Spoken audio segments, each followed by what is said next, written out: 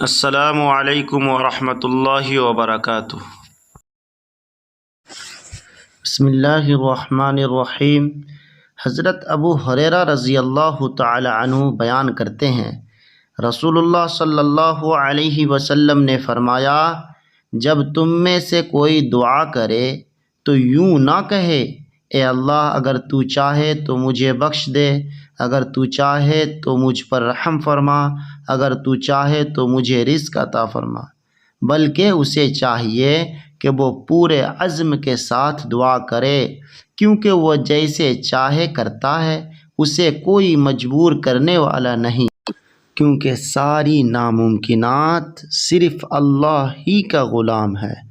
رواہ البخاری، حدیث نمبر 7477، مشکوٰۃ المصابیح، حدیث نمبر 2225۔ دعاؤں کا بیان۔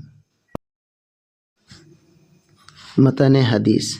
وعن ابی ہریرہ رضی اللہ تعالی عنہ قال قال رسول اللہ صلی اللہ علیہ وسلم اذا دعا احدکم فلا یقل اللہم اغفر لی ان شئت، ارحمنی ان شئت، ارزقنی ان شئت، ولیعزم مسألتہ انہ یفعل ما یشاء ولا یکرہ لہ۔